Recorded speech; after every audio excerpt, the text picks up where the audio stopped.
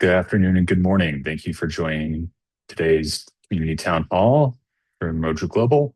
We're excited to have you here.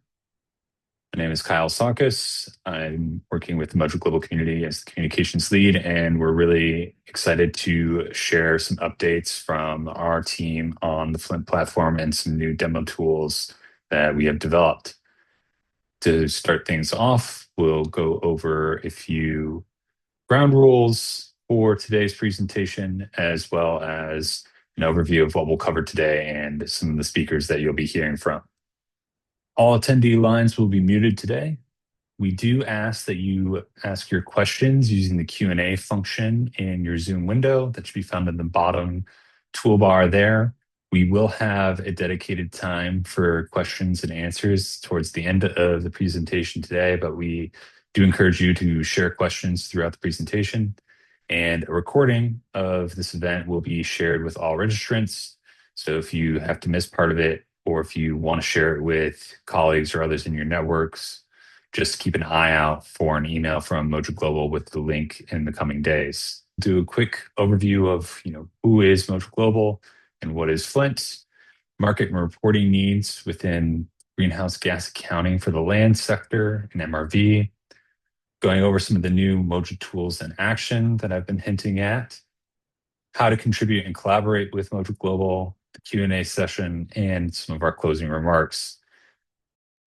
Great, thanks. Thank you so much for that, Kyle. It's really exciting to be getting into this. It's a really exciting time for Moja. So, moving forward, sorry, Werner. So I think obviously the first thing that's probably useful for everyone to know is what is Moja, and in some ways, where did Moja come from? So Moja Global is a not-for-profit organization that we established under the Linux Foundation over 10 years ago. I'm not going to read through this slide specifically, but I think the main point of what we were trying to do with Moja was realizing that very simplistic analysis of the land sector was really damaging our ability to understand what the emissions removals were, and really damaging the ability of the world to think about, well, what actions can we take? What positive things can we do to reduce emissions and increase removals? And what tools are needed to support that? A number of us had a lot of experience in building these advanced tools that allow companies and countries to do that style of reporting, and also looking forward into future markets. So not just carbon, but also thinking about biodiversity and water and other problems. And what we realized was these tools are extraordinarily difficult and expensive to build.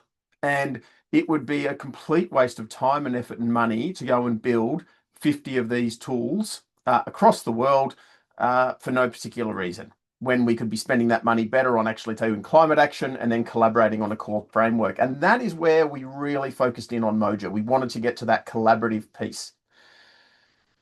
In doing that, the very first thing we were looking at is what's a generic tool that we can put together, that we can put under this, that lots of different groups can use. And this started with a thing called the FLINT, the Full Lands Integration Tool, which I'll touch on a bit more. That is one tool under the system, but underneath Moja, we're able to house lots of different pieces of software, scripts, and other processes that allow you to bring information together and create the types of information and reports that we need. Thanks, Werner. Before we go into this, I just wanted to raise some terminology that you'll hear, and it's really important to keep these slightly separate, but they are all very similar. So we'll be talking a little bit about the CBM CFS3. This has been around, I think, since the first versions in the 90s, Werner. It underpins all of Canada's reporting systems, but it has been applied in pretty much every single continent across the world. It's a generic system that has some really big advantages for looking at forests. The next step forward on that was, how do you start bringing in spatially explicit information, especially from satellites? And this is where FLINT and Moja started really gathering steam, was how do we move to a next generation of tools? And this was the generic carbon budget model. And you're going to see a lot about this over the next 45 minutes. But the key thing to note here is there are other implementations. The main point is that FLINT is a generic tool. It's not actually trying to lock you to a model or a framework. You can attach your own data, you can attach your own systems. And so there are examples where there's been peatland models, again, run out of Canada. Models for agriculture like WOFOST have been attached. And there's also commercial versions. So FLINT Pro is a commercial example of Flint operating that runs a replicate of FullCam, which is the Australian national system, which underpins the carbon market here and also underpins all of the removals estimates for reporting. But that also showed that there's the ability to run tier 1, tier 2 estimates, do advanced soil carbon modeling, basically tailor the system to what you need. I want to focus a little bit on this slide because it's a key differential point for Flint. So as many of you would have seen, it's a very crowded market. It's a very noisy market in the land sector space. There's a lot of groups working on field measurements, remote sensing and models. The Flint is not one of those. There's all of these processes that need to happen. You still need your data and your remote sensing, but to get to the end results, you actually have to integrate all of those things together. And that was the purpose of the Flint. We're not trying to lock anyone to new data products or new processes or to one commercial provider. We're trying to take that data and make 1 + 1 = 3 by sticking it together. And that's the key differential point for Flint and why it's so different to everything else that's actually out there on the market, on top of the fact that it's also open source. So with that, I think it's probably worth looking about, what's the actual policy, market, and reporting needs. And the most interesting part in many ways of the last 10 years is how much these have evolved. And yet the same core framework is still highly applicable and highly flexible and able to be used for all of these. So if you think 10 years ago, most people were only thinking about national reporting for countries. Now we've got a completely different world. We've got increasing mandatory reporting for climate and nature. You're seeing that in the EU, coming in Australia and Canada. You've got large numbers of groups working across voluntary reporting as well. Obviously, the TNFD and the ISSB, very clear there. And also investors expecting to see better information. Investors investing in companies that have connection to the land. We have carbon markets that have taken off, especially in the last few years, regulated markets like the EU, and also looking at this future climate piece. So whilst the reporting needs have become broader, the same system can actually meet all of those. And that was a core decision right early on, was that we needed something that could grow with the reporting needs. We didn't want to build something and then have to replace it. The main thing to note is that there are common requirements across almost everything. And now these are carbon-ish focused, but there are lots of other common requirements that are going to be needed for nature as well. And when we designed the Flint, we were really specific that we would meet these. So the system has to be spatially explicit and temporally consistent. This is a core principle. You can't be changing results by just flipping data in and out at different times. You have to be able to run a common system forward. You need to be able to do past estimates and you need to be able to project. It's all very good and well knowing what's happened in the past, but if you can't say, well, what if, and you can't say those what ifs in a consistent way, then you're going to have real problems. You need to be able to do complete coverage of your land, making sure you're not accidentally removing or excluding pieces of land from the accounts. You need to be able to track activities.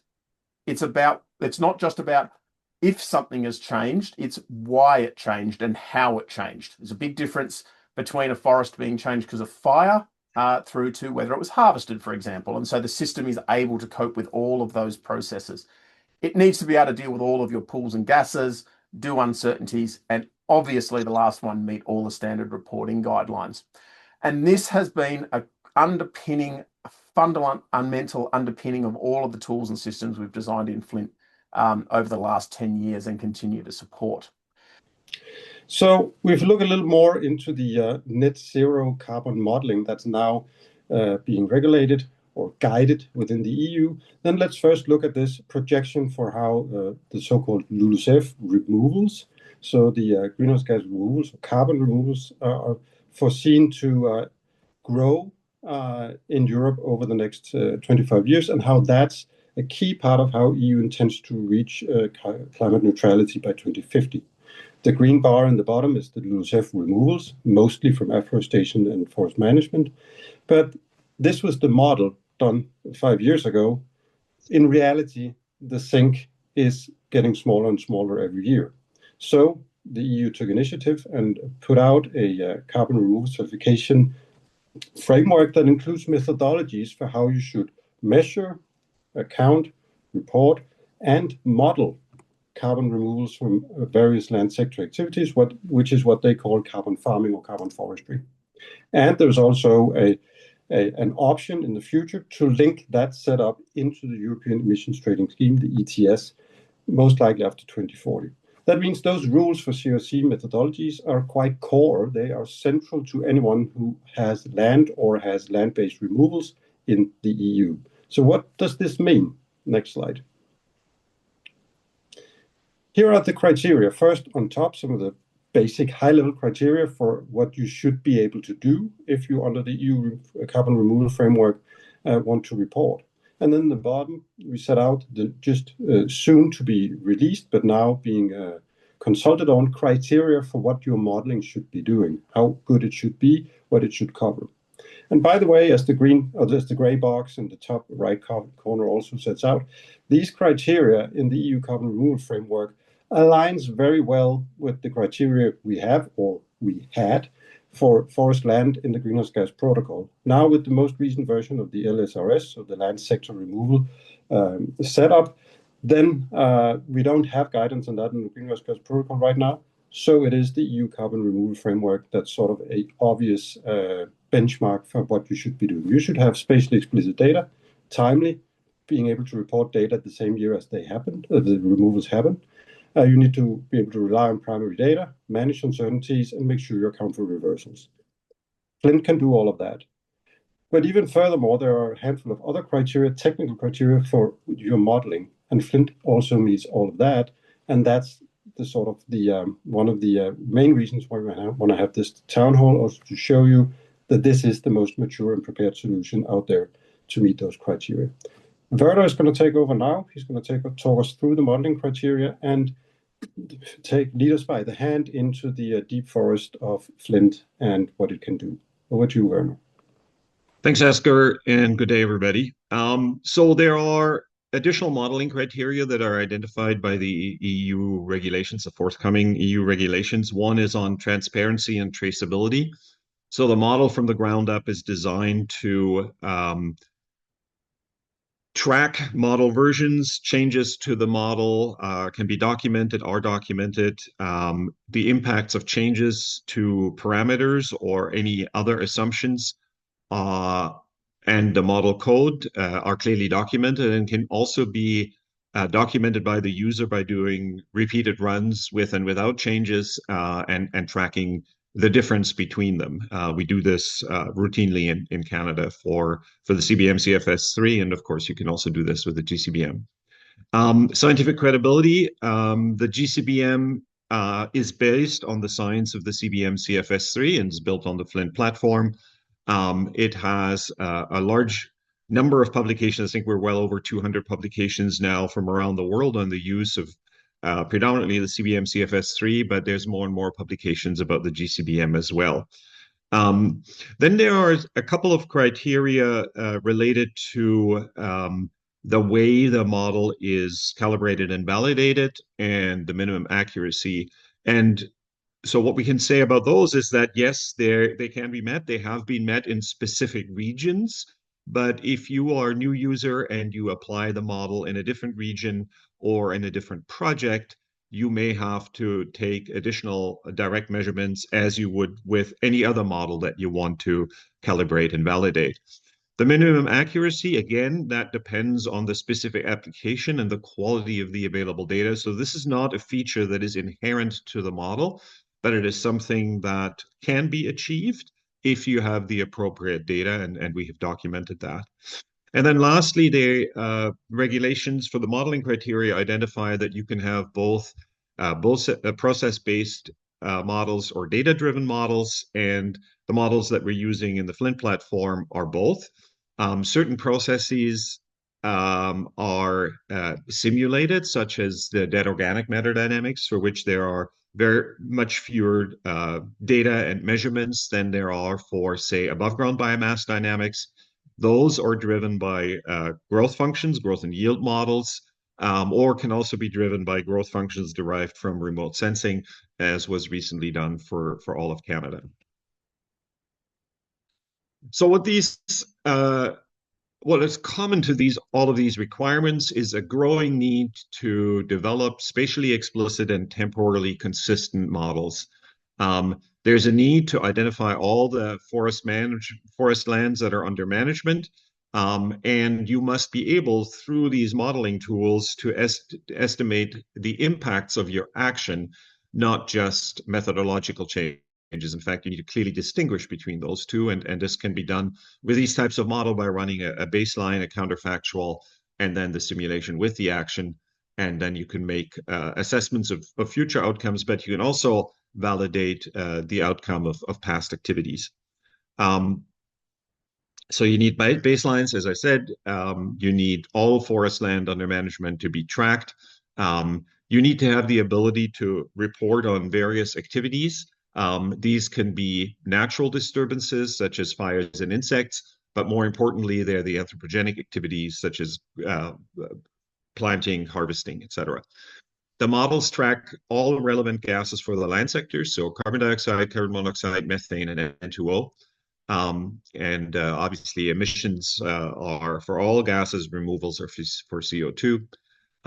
And then we follow the IPCC guidelines by identifying, quantifying, and reducing uncertainties as far as is practicable.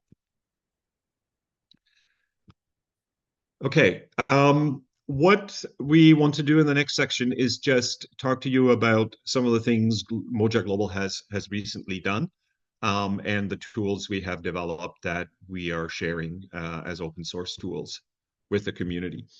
Before I do that, just to recap, the GCBM is built on the FLINT platform. It's incorporating the science of the CBM CFS3 that is well documented in publications. The GCBM is already used in Canada and in other countries. I'll just list a few examples. The organization I used to work for, Canadian Forest Service, has recently run the model at 1 hectare resolution for 360 million hectares of Canada. Parks Canada, we've completed a project with them, running it at 30-meter resolution.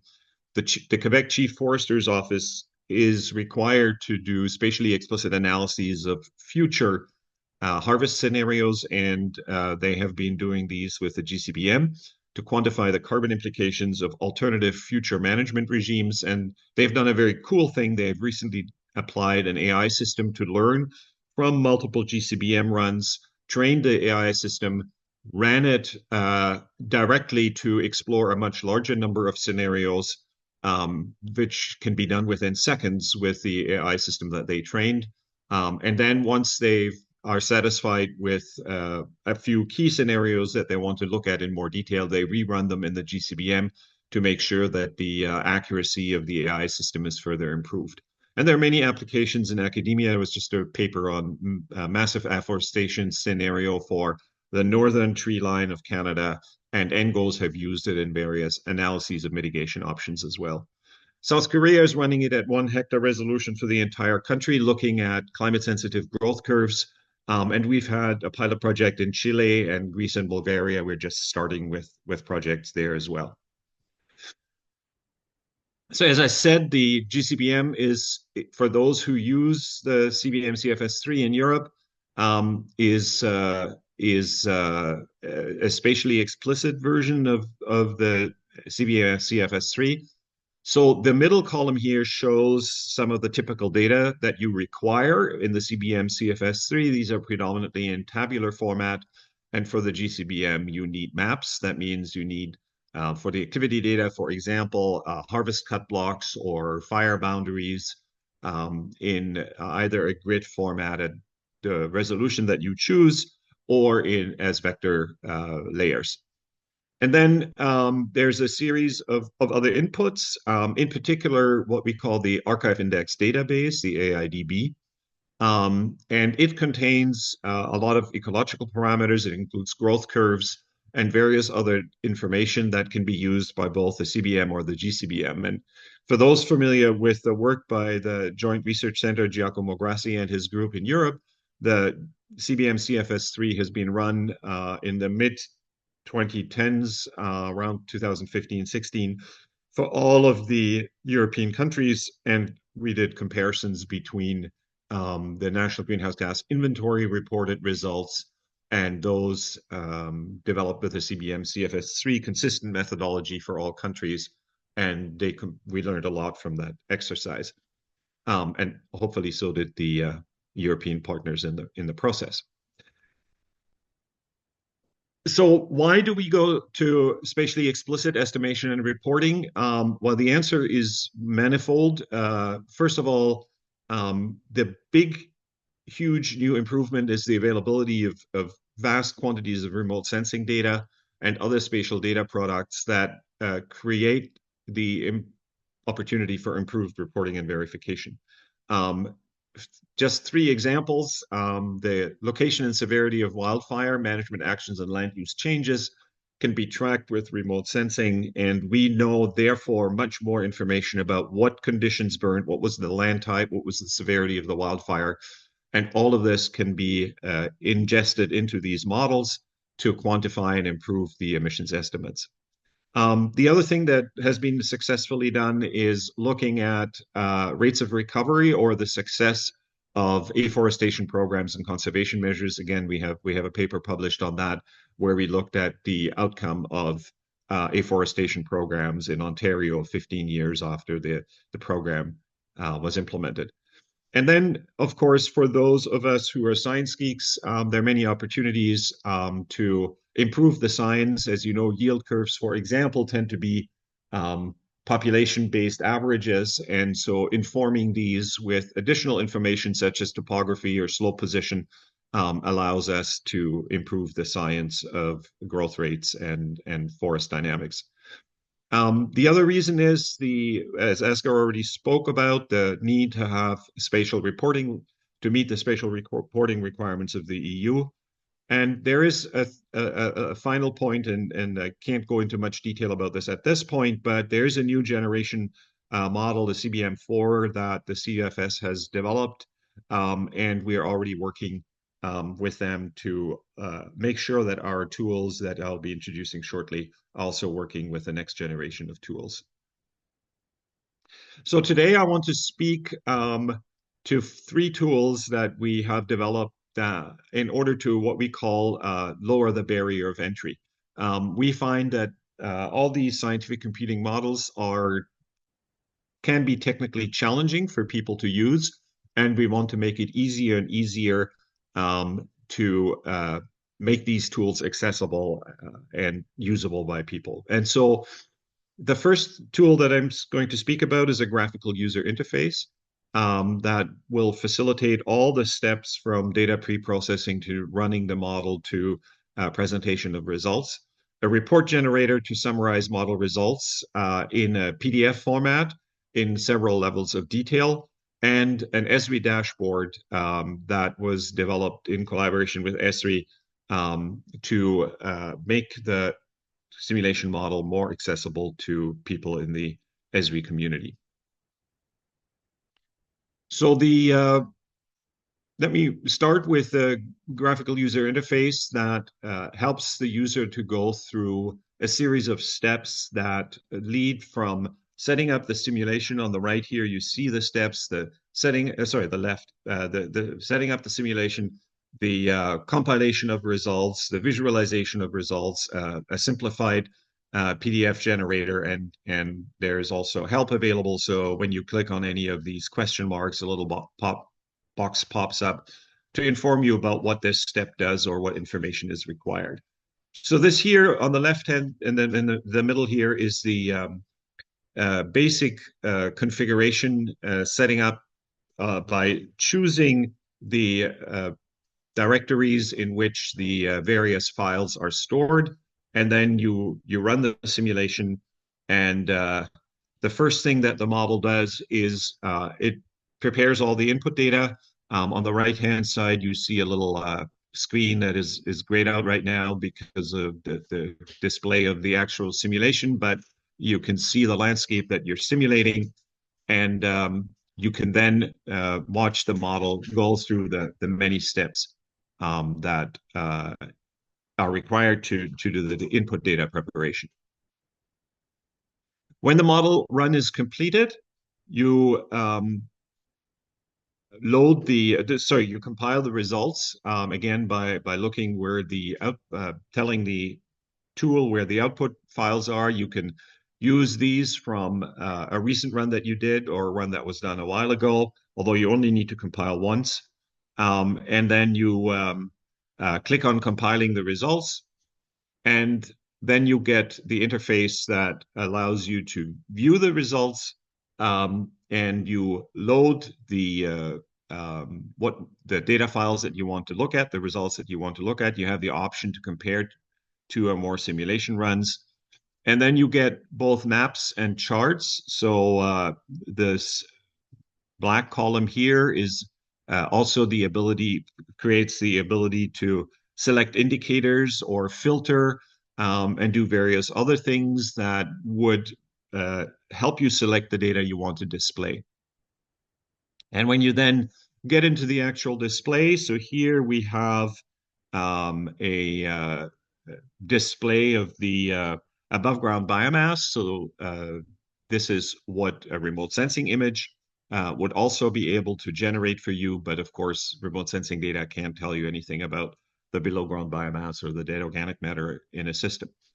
So here you see the indicator in tons of carbon per hectare, and the spatial distribution of these values in a particular time step 9. And then if you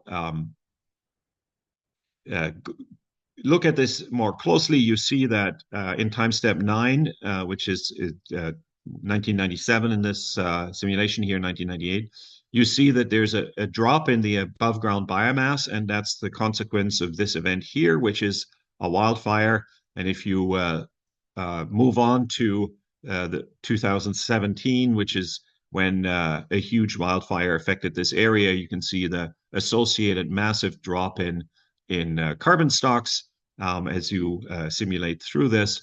And then you can also look at the associated emissions, and you can see here that in this particular landscape, you had big emissions in 1998 and in 2017 when these wildfires occurred. So this is just one time series analysis of a single indicator. Actually, here it is NBP, and it's cumulative NBP, showing you where the sources. No, sorry, apologies. This is the annual NBP in this particular year. So net biome productivity is a measure of whether or not the landscape is a source or a sink. And in this case, the landscape is a huge source, as you can see over here, with huge losses in carbon associated with that wildfire event. And then you can move to the report generator. This is a PDF output file, or it's a view of graphs that can be then generated as a PDF file. But we have a more sophisticated PDF reporting tool that allows the user to define and implement a series of pre-built queries to extract the indicators that they are interested in for the analysis of the landscape that they're conducting. You can adjust the report content as you like. And what this tool then does, and I'll show you an example of that, is it generates charts and tables. And you can go to various levels of IPCC reporting in terms of the detail of the information you want to report on. It automatically organizes a table of contents with hot links to all the figures and tables. It provides a summary information on the run, and of course, you can further customize it. It's basically a Jupyter Notebook type setup. And the reason we do this is because we address all these issues and requirements for IPCC guidelines: transparency, accuracy, comparability, consistency, completeness, verifiability, timeliness, understandability, and relevance. And I'm not going to go through all of these, but the key things are, we report on all the IPCC categories on all pools. We use the IPCC approved gain loss method. And by doing so, we are fully compliant with the IPCC guidelines. Again, it also covers all lands, all pools, all gases, and all the activities that the user deems to be significant. And we do so in a continuous annual time series. All the code is open source, and you can archive the inputs and the configurations so that you can archive these for the future review by IPCC auditors or UNFCCC auditors. Anyway, I won't go through all of this in detail, but you can see that this is from the ground up designed to meet requirements for projects reporting or land sector reporting by companies and governments. So here's an example of the first few pages of this. On the left-hand side, you see a table of contents. This is a relatively small file. We have 100-page reports generated with these tools. And this is an example for an application that you saw a minute ago, Waterton Lakes National Park, which is in southern Alberta. On the right-hand side, you see all the relevant information about the version of the model, the run ID, when it was run, what the analysis period was, which land classes are used, and which is the classifier set that is used for future reporting. And then as sort of an executive summary, there's a summary of stock changes and fluxes, and the stocks are summarized. They're more detailed inside the model, but they're summarized here as above and below ground biomass, litter, deadwood, and soil carbon, and then the total ecosystem carbon. We report these values in the model for every year. But of course, here in this executive summary, we just show the start year and the end year and the change. And you can see here the change is about 655,000 tons of carbon loss thereof. And then the fluxes, again, summarize all the relevant flux indicators, and the net balance is exactly the same value as the change in total ecosystem carbon, which is exactly what you need to observe, because that means that you have maintained a mass balance in this model simulation, which is something that we pay grave attention to, because I have seen far too many models and reports where the sum of the fluxes does not add up to the sum of the stock changes, and you know that you're in trouble when that's the case. So this analysis, this is just one of the other examples. This is a figure of the landscape and the classifiers that were used.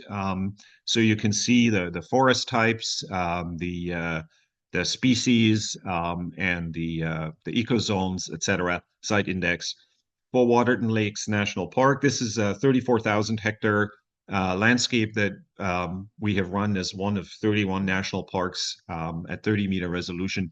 And I want to thank Parks Canada for providing us the data and allowing them to be used in this demo as well. So here's another graph that is generated by this tool. It's just carbon stocks over time, and you can see the big drop again in 2017 associated with the wildfires. And again, it's all the IPCC pools, but as I said, they're presented in much more detail in the model. Here's the annual net biome production. So the measure of is the landscape a source or a sink in that year. And very clearly, you can see the huge impact of the losses associated with the wildfires in 2017 and also in 1998. So then here is a graph that summarizes for the whole landscape the areas that are sources or sinks. And you can see that with the huge fires associated, you have big areas that are sources, and you have areas that are sinks, mostly those areas that didn't burn. These values are all in tons of carbon per hectare at 30-meter resolution. And then here, more detailed diagnostic data. This is the input. And as you can see, the fires, this is the area disturbed. The fires are by far the largest disturbance type. But you can see there's also background levels of various defoliating and bark beetle insects that are affecting the landscape. And then, just as we said, if you want to go to higher tiers of understanding, here is just one indicator that we picked to demonstrate that it's possible, and it's an indicator measuring the fluxes from the various dead organic matter pools to the atmosphere. And again, you see that there's like a background level associated with respiration and heterotrophic respiration, and then you see the big fluxes associated with wildfires, and you can also see where the emissions come from. So the litter layer is by far the biggest source of these emissions. All right, thank you. So I'm here to talk a little bit about Esri, our nonprofit program, and then mostly about how we can bring the results of this model into our ArcGIS system. So briefly, a little bit about Esri. We're a geospatial technology company, and a lot of what we do is just integrate geographic understanding into organizations, advance GIS, promote spatial literacy, and one of the ways that we do that is through our nonprofit program. We, in general, provide licensing to all different kinds of organizations, and via our nonprofit program, we provide low-cost access to software, training, and content to, in the US, 501c3 organizations, though we provide licensing to organizations all over the world as well. And via this special licensing, we discount at 50 to 98%.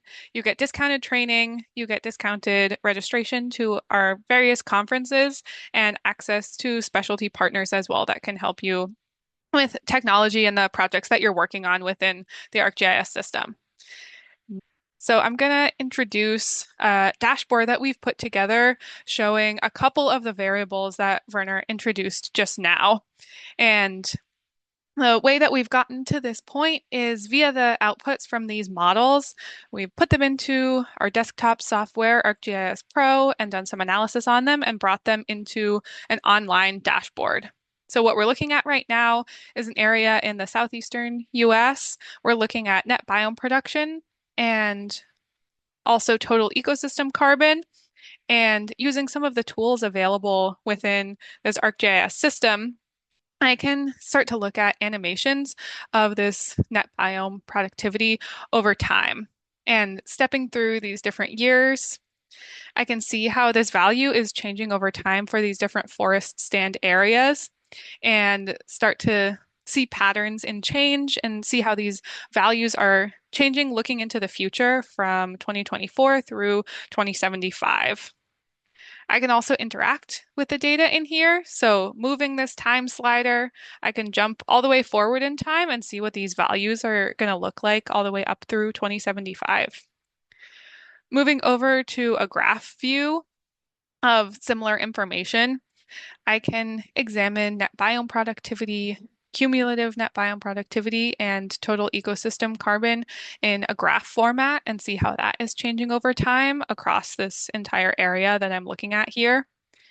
I can also, using some filters on this dashboard, select dates and filter my map through time. And interacting with the map, let's say zooming to the southern area that I'm looking at here, I can start to filter the graphs that I'm looking at in this dashboard by the specific area that I'm looking at on the map. So zooming in even further and keeping an eye on these graphs over here on the right-hand side, I can see these change to reflect just this specific spatial area that I'm looking at on the dashboard. Now, the results of this FLINT model are really powerful on their own and can tell you a lot about what's happening in this location. And bringing them into the ArcGIS system in this way, I'm able to put them into our desktop software and perform analysis on them. And also bringing them into this online format enables me, first of all, to create something like this dashboard where I can examine the spatial information and use the different charting and graphing tools as well as interactive maps where I can select a location and look at its different values through time. And another thing that this allows me to do is to combine it with other geospatial information. So for a lot of you, I believe you may already be working in the ArcGIS system or other types of spatial systems. And so using the output of the Flint model, you're then able to take that information in context with other variables that you may be considering or other spatial data that your organization may be using.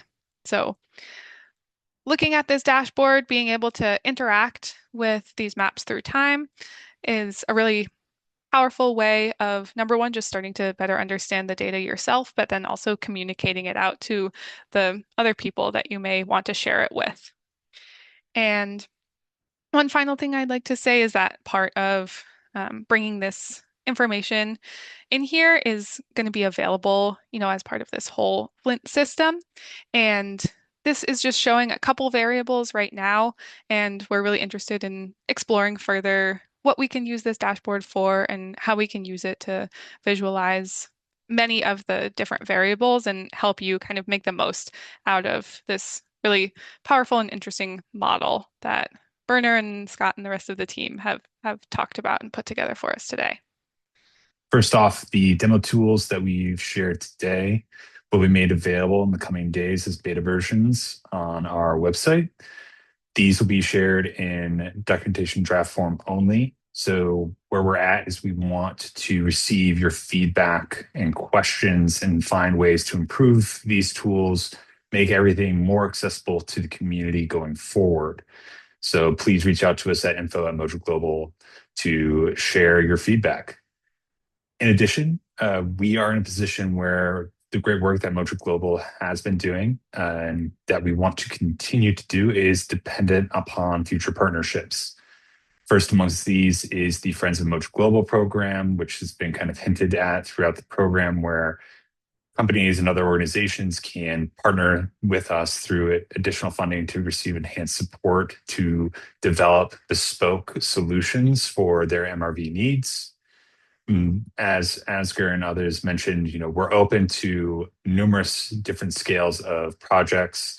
If we move to the next slide.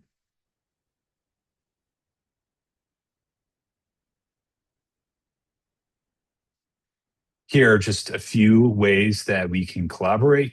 We've done multiple different types of projects and different structures with different organizations, from everything from fit analysis to actually developing and setting up the implementation of Flint within existing and partnering within existing IT infrastructure for organizations.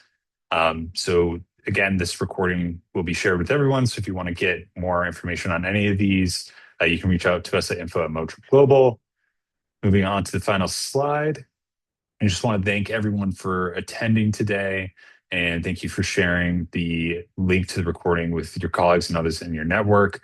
On the screen here, you'll see the contact information for several of our experts that spoke today and leaders within Moja Global. We want to thank again the Esri nonprofit program for their support. If you're interested in that program and how it could help your organization, we encourage you to reach out to Lucas, whose email is on the screen. We also want to give a huge shout out to FSC Investments and Partnerships for their support. You can reach out to them at the email on the bottom left to find out more about their work and what they've done. On the slide here, you'll see two QR codes. The one on the left will take you to the Moja Global website, where you can learn more about our work and find the demo tools that we will be uploading there in the near future. And then the QR code on the right will actually take you to some of those training programs we have for those that want to implement the GCBM and other tools found on our YouTube channel. And mentioned during this presentation is that the tools and the work that we have developed across these different models has been cited in scientific peer-reviewed publications, over 200 of them. We have lists for those publications, both in English and in French. So you can take those links and find those now to see how these models have been utilized within the scientific community. And yeah, once again, we just want to thank everyone for joining us today and hope you have a great day and hope you can be in touch with us in the near future. Thank you.